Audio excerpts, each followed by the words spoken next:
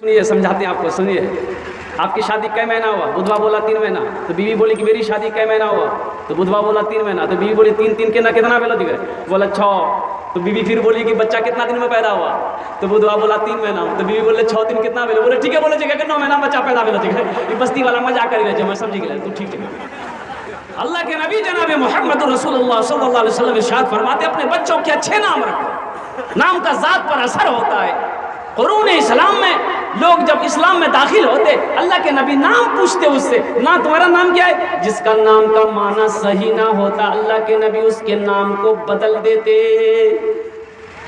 इसलिए नौजवानों, निकाह करना, अगर तुम्हारे घर में अल्लाह अगर औलाद दे, चाहे बेटी की शक्ल में हो चाहे बेटे की शक्ल में, खुद नहीं जानते हो, मुफ्ती साहब के बारगाह में चले जाना, अल्हम्दुलिल्लाह उलमाए किराम से रुजू करना, इमाम साहब से पूछ लेना, हाफिज साहब, कारी साहब से पूछ लेना कि मेरे घर में बच्चे की विलादत हुई है, कोई अच्छा सा नाम रख दे, कोई प्यारा सा नाम रख दे। माँ बाप के बेशुमार हुकूक औलाद के ऊपर में है, लेकिन औलाद के भी कुछ हुकूक माँ बाप के ऊपर में है, औलाद का भी कुछ हक है माँ बाप के ऊपर में। और औलाद के उन हुकूकों में से सबसे पहला हक बच्चा का माँ बाप के ऊपर में ये है कि जब बच्चा पैदा हो तो उसका अच्छा नाम रखा जाए। इंशाअल्लाह अमल करेंगे। बड़ी तेजी के साथ मैं अपनी बात को समेटने की कोशिश करूंगा। ये शख्स अपनी बीवी से बोला कि फातिमा की माँ, ये दर्जी 4 उंगल पैजामा बड़ा सी दिया है, मुझे रात में जलसे में जाना है, थोड़ा सा ऐसा करो ना, ये 4 उंगल पैजामा कैंची से काट के सिलाई कर दो ना। तो बीवी गर्म हो गई कि आपको तो कोई काम है नहीं, घर में कितना काम पड़ा हुआ है, जाइए वहाँ टांग दिए, जब हमको फुर्सत मिलेगी कर देंगे। बोले नहीं, एक रोज नहीं होते।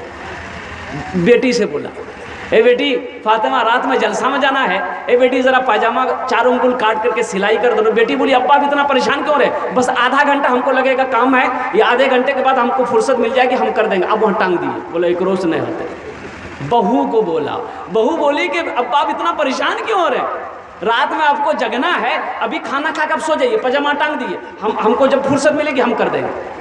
हंसता पसता के बेचारा टांग दिया, खाना खा के सो गया। ठीक 3 बजे बीवी को याद आए, मुन्ना बाप जलसा में जेते पजामा काट दे, कल कच के कैंची उठाई, 5 उंगल पजामा काटी, सिलाई करके टांग दी। ठीक आधे घंटे के बाद उसकी बेटी को याद आया कि बाबा ये जलसा में पजामा काटे दे, कल कच के। वो भी गई, 5 उंगल पजामा काटी और टांग दी। ठीक मगरिब से पहले उसकी बहू को याद आया कि ससुर जाएंगे जलसा में पजामा काटने के लिए, बोले थे। गई, वो भी 5 उंगल काटी, 5 एकम 5, 5 दूनी 10, 5 तिया 15 उंगली पजामा खत्म हो गया, सेंटिंग में चला गया। बेचारे मगरब की नमाज पढ़े, सुरमा लगाए, तेल लगाए, बालों में कंघी किए, कुर्ता पहन लिए, पजामा ढूंढे, पजामा है या नहीं है। चिल्लाने लगे, बीवी आई, बोले कने चिल्लावा जो क्यों ला, तो बोला हमारा पजामा नहीं गया। तो बीवी बोली वही तो पजामा टंगा हुआ। तो बोला पजामा थोड़ी है, ये तो जहिया है, पजामा क्या हुआ। तो मेरे भाइयों, मेरे दोस्तों, मेरे बुजुर्गों, यहाँ आए हो तो यहाँ से कुछ लेकर जाने की कोशिश करना है। ये मस्जिद का जलसा है, मस्जिद का जलसा है। मस्जिद अल्लाह का घर है, वो अल्लाह जिसके कब्ज़े में हमारी जान है। और कुर्बान जाओ, मस्जिद की कितनी बड़ी फजीलत है, इतनी बड़ी फजीलत है कि मैं आपको बता नहीं सकता हूँ, कितनी बड़ी फजीलत है। अल्लाह के नबी इरशाद फरमाते कि मस्जिद ये जन्नत की क्यारियों में से ये क्यारी है। हाँ, जन्नत की क्यारियों में से मस्जिद एक क्यारी है। और कुर्बान जाओ, जो मस्जिदों को आबाद करता है, अल्लाह उसके घर को आबाद करता है। वो अल्लाह का मेहमान है। जो मस्जिदों के अंदर में दाखिल हो जाए, जो मस्जिद के अंदर में दाखिल हो जाए, वो अल्लाह का मेहमान हो जाता है, वो अल्लाह का मेहमान हो जाता है। इतना मुकद्दर का सिकंदर है वो शख्स जो मस्जिदों से मोहब्बत करता है।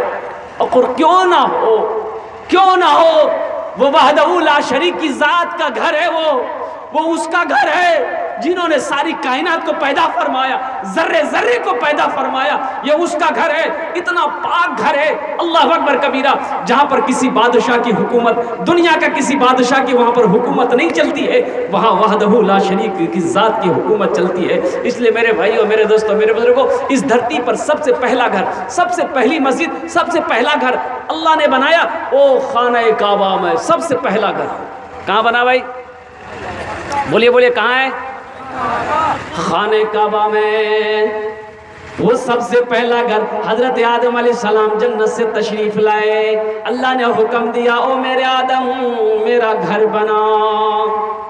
آہا، مسجد بنانا انبیاء کرام علیہم الصلاۃ والتسلیم کی سنت ہے، انبیاء کرام علیہم الصلاۃ والتسلیم کی سنت ہے مسجد بنانا، مسجد تعمیر کرنا، مسجد بنانا۔ اللہ اکبر کبیرہ۔ حضرت ابراہیم علیہ السلام نے خانہ کعبہ کی بنیاد رکھی، اور ٹھیک خانہ کعبہ کے سامنے پہلے آسمان میں ایک مسجد وہاں بھی ہے، اس کو کہتے ہیں بیت المعمور۔ اللہ کے فرشتے اس گھر کی طواف کرتے ہیں۔ مکہ کا پہلا نام ہے بکہ۔ مکہ کا پہلا نام کیا ہے؟ بولیے بولیے بولیے۔ بھکا نے ہا بکا بولو نا، بھکا بولے سکھا۔ ان اول بیت وضع للناس للذی ببکۃ مبارکا وہدی للعالمین۔ مکہ کا پہلا نام ہے بکہ۔ حضرت آدم علیہ السلام نے اللہ کا گھر بنایا، اور اسی کے جسٹ سامنے بیت المعمور ہے، پہلے آسمان میں۔ اللہ کے فرشتے وہاں پر طواف کرتے ہیں۔ طوفان نوح میں اتنا زبردست طوفان آیا کہ خانہ کعبہ کی دیواریں گر گئی۔ حضرت ابراہیم علیہ السلام کو اللہ نے حکم دیا او میرے ابراہیم میرے گھر کی تعمیر کرو۔ اللہ نے خلیل بنایا حضرت ابراہیم علیہ السلام۔ خلیل کا معنی دوست۔ اچھا ماشاءاللہ الحمدللہ بھائی، جب ہم بلائیں گے تب آئیے گا، ابھی مت لے کے آئیے، انشاءاللہ ہم لینے ہی کے لیے کھڑے ہوئے ہیں، ابھی مت آئیے گا، انشاءاللہ جب ہم بلائیں گے آپ آئیں گے الحمدللہ ثم الحمدللہ۔ اے بابو بیٹھی جا بیٹھی جا، او ہم کو انعام دے رہا ہے، الحمدللہ تب تو پھر آتے رہیے گا۔ ہاں ماشاءاللہ، روپیہ کو دیکھنا بھی ضروری، پھٹلو نہیں ٹھیک ہے۔ ایک جگہ ایک جلسہ میں نوجوان جلسہ سن کے صبح چائے کی دکان میں بیٹھا، بولا کہ چل گیا۔ تو لوگوں نے پوچھا کی چل رہے؟ بولا نہیں بولو چلی گئے۔ بولا کیا چلا؟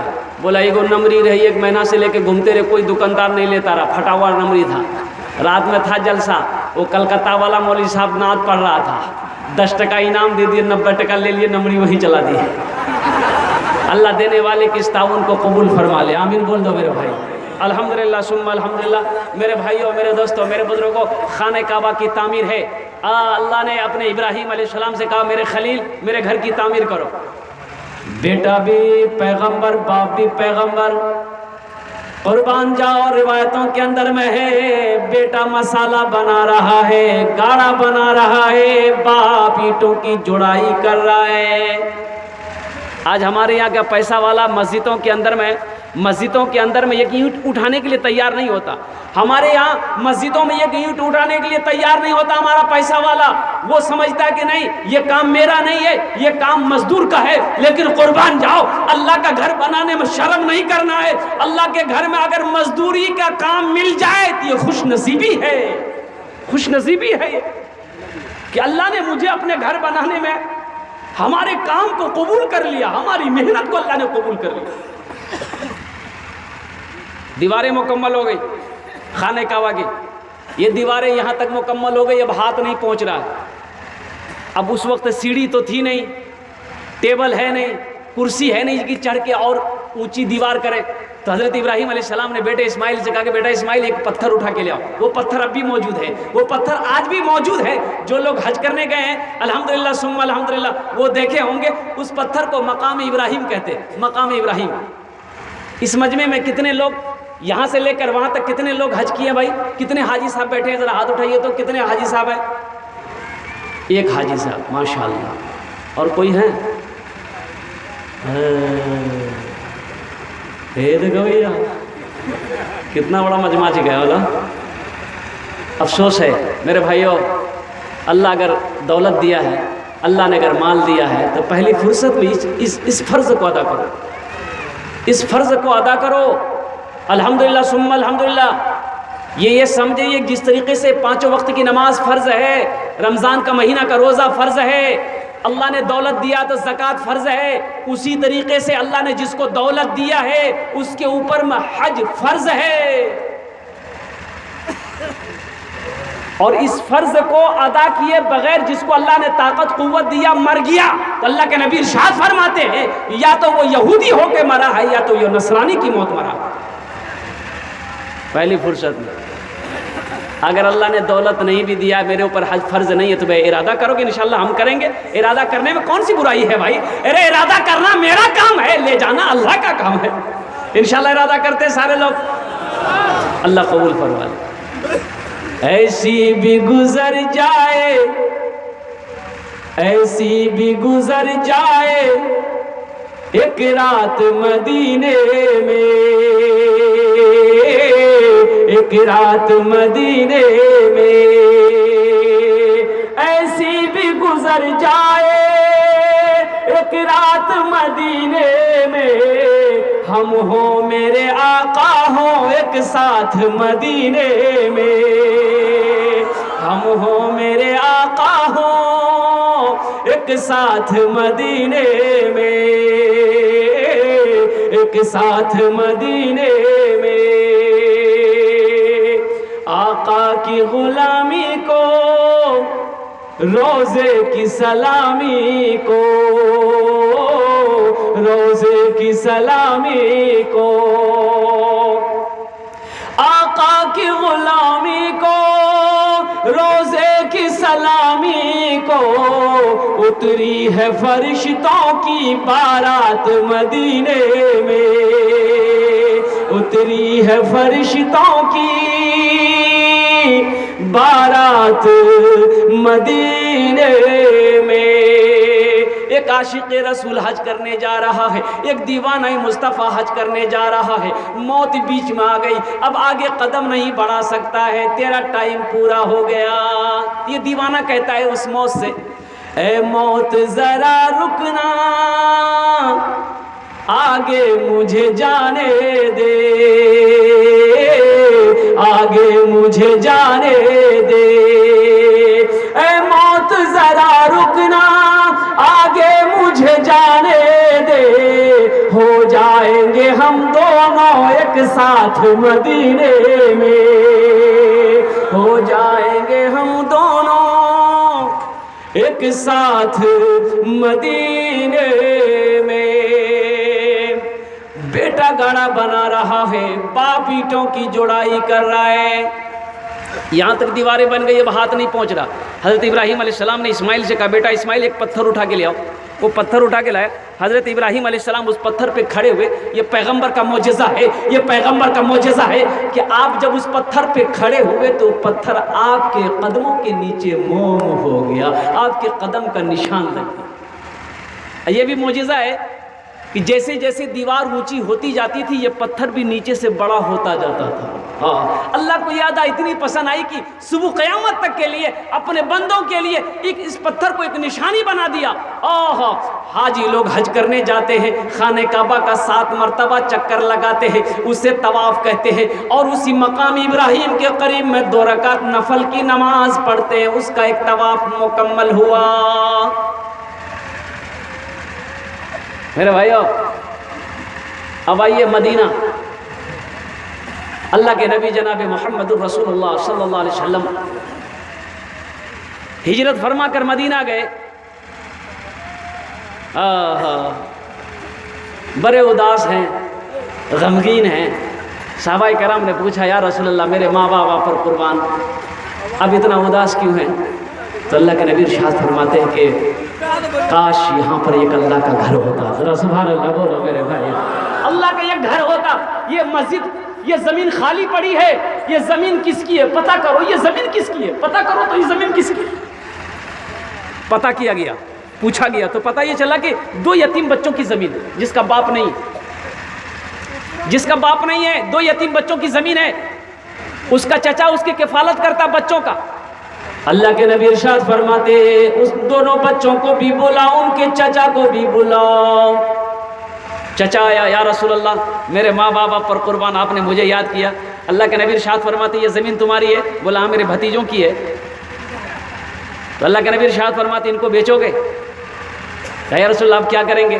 تو اللہ کے نبی ارشاد فرماتے کہ اس میں ہم اللہ کا گھر بنائیں گے۔ سبحان اللہ بولو، اس میں ہم اللہ کا گھر بنائیں گے، تو اللہ تمہیں اس کے بدلے میں جنت میں عالی شان محل عطا فرمائے گا۔ اللہ کے نبی کہتے ہیں اللہ اس کے بدلے میں تمہیں جنت میں عالی شان محل عطا فرمائے گا۔ تو شخص کہنے لگا، یا رسول اللہ جب اس کے بدلے میں اللہ جنت میں عالی شان محل دے گا تو پھر پیسے کی کہاں بات آ گئی؟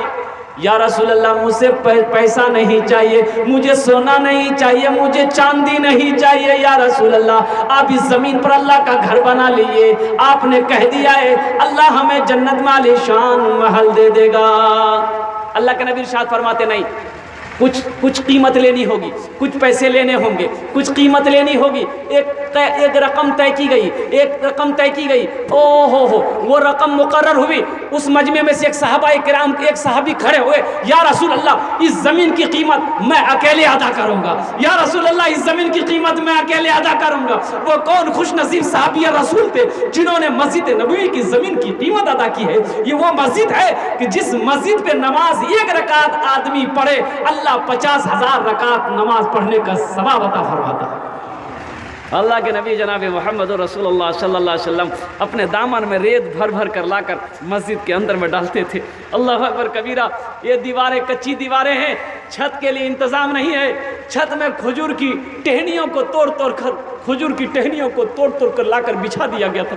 بارش ہوتی تھی نا، مسجد نبی کا فرش بھیگ جاتا تھا، پانی لگ جاتا تھا، کیچڑ ہو جاتا تھا، سجدہ کرنے میں پریشانی ہوتی تھی، تو صحابہ کرام اپنے دامن میں ریت بھر بھر کر لا کر مسجدوں کے اندر میں ڈالتے تھے، اسی میں سجدہ کرتے تھے۔ مسجد بنانا انبیاء کرام علیہ الصلوۃ والتسلیم کی سنت ہے۔ میرے بھائیو جنت میں کون کون جانا چاہ رہا ہے ذرا ہاتھ اٹھا کے بتاؤ، جنت میں کون کون جاؤ گے؟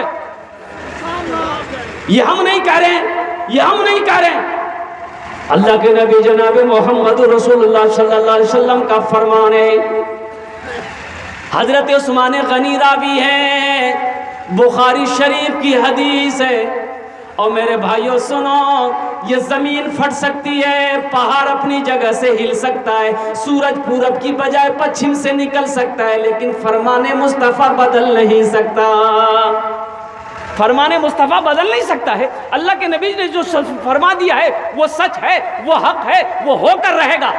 حضرت عثمان غنی رضی اللہ عنہ راوی روایت فرماتے ہیں کہ من بنا للہ مسجداً بنا اللہ لہ بیتاً فی الجنہ، جس نے دنیا میں اللہ کا گھر بنایا، اللہ کے نبی فرماتے ہیں جس نے دنیا میں اللہ کا گھر بنایا اللہ اس کے لیے جنت میں عالی شان محل بنائے گا۔